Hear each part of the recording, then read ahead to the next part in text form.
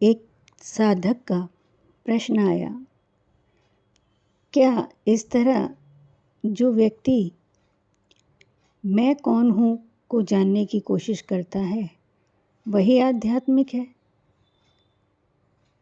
यानी आध्यात्म इतना ही है? कुछ ही लोग आध्यात्मिक हैं? नहीं, ऐसा नहीं है। यह उनके लिए जो इस ओर आना चाहते हैं, जो इसे समझते हैं। लेकिन आध्यात्मिक यात्रा प्राकृतिक रूप से प्रत्येक व्यक्ति, प्रत्येक जीव, चाहे वो जड़ हो या चेतन हो, उसकी निरंतर चलती रहती है, निर्बाध रूप से चलती रहती है। डिपेंड करता है कि वो इस समय किस तल पर है। वो जिस तल पर है उस तल के ही कार्य करेगा और उस तल से ही उच्च तल की ओर ऊर्ध्वगामी होगा।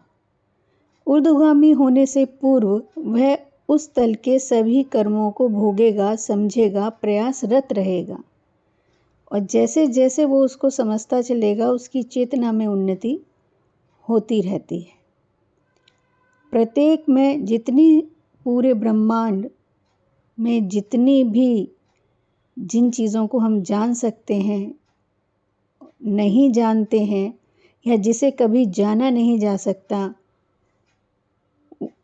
सभी में निश्चित रूप से चेतना का विस्तार और ऊर्ध्वीकरण होता रहता है।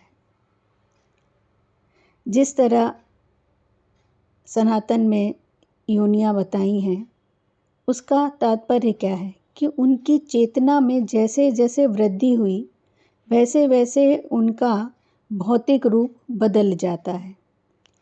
जैसे पत्थर, पेड़, जानवर, इंसान, इस तरह धीरे धीरे जो जैसे चेतना बढ़ेगी वैसे वैसे ही स्वरूप भी बदलता जाता है। लेकिन एक ही स्वरूप में रहने पर भी चेतना के कई स्तर होते हैं। इसका मतलब ये नहीं है कि वो आध्यात्म में नहीं है, बस ये है कि वो आध्यात्म की पहली परत में काम कर रहा है, कोई दूसरी परत में काम कर रहे हैं, कोई तीसरी में, कोई चौथी में, कोई पांचवी में। जैसे जैसे जो चीज़ों को भोगते हुए अपने कार्यों को करते हुए आगे बढ़ते रहते हैं, जो समझ से उसे बाहर निकल आते हैं विवेक द्वारा, तो उनका ऊर्ध्वीकरण हो जाता है। और जो उसको समझने में ज़्यादा टाइम लेते हैं, उन्हें थोड़ा टाइम लगता है। विकास उनका भी होता ही है, ऐसा नहीं है कि विकास नहीं होता। इसलिए जितना भी हम जानते हैं, जितना भी हम समझते हैं, वो सब आध्यात्म है और प्रत्येक व्यक्ति आध्यात्मिक है। पर जिस समय वो जो काम कर रहा है, अगर किसी की नीड, इस समय कोई ऐसा व्यक्ति है जो निर्धन है, उसको खाने की प्रॉब्लम है और उस समय आप उसको समझाओ ज्ञान की बातें, तो वो पहले अपनी प्राथमिक ज़रूरत उसको अपनी पूरी करनी है और वही करना उसका धर्म है। इस समय वही उसका स्वधर्म है कि वो अपनी जीविका चलाए और अपने जीवन का पालन करे। जो स्वरूप शरीर ईश्वर द्वारा प्रदत्त किया गया है, उसका यापन करना भी हमारा ही दायित्व बनता है। तो उसके लिए प्रयासरत रहना, उस काम को कंप्लीट करना। जब हमारा पूर्ण होता है, फिर हम औरों का पालन कर सकते हैं, फिर हम कुछ और कर सकते हैं। ऐसे ऐसे धीरे धीरे धीरे धीरे हमारा विकास, जिस तरह हमें भौतिक में विकास दिखता है, भौतिक के बाद धीरे धीरे धीरे यह विकास सूक्ष्म में परिवर्तित होता चला जाता है। भौतिक संतुष्टि होने के उपरांत मनुष्य मन की संतुष्टि के बारे में सोचने लगता है। ये उसका ऊर्ध्वीकरण हो गया, वो मन के बारे में सोच रहा है। इसके भी कई पहलू होते हैं। मन के बारे में सोच रहा है या तो उसकी इच्छाएं बढ़ जाएंगी या उसकी इच्छाएं घट जाएंगी या वो मन को जानने के बारे में सोचने लगेगा।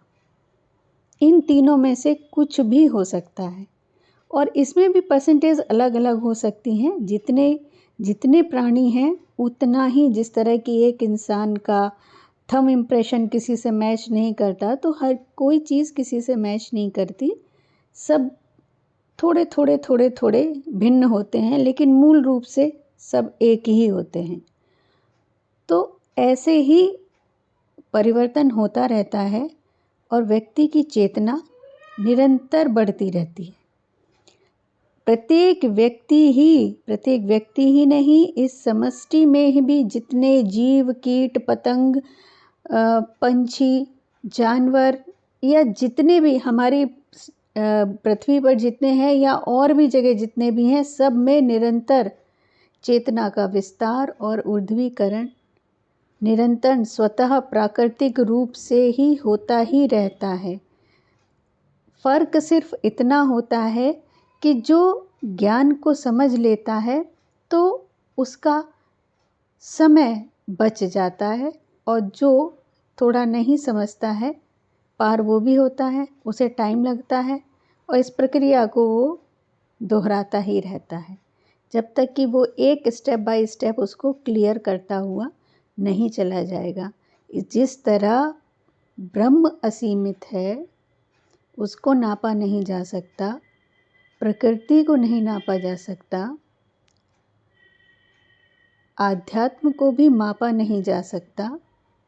इस सब जितना है वही सब आध्यात्म है। धन्यवाद।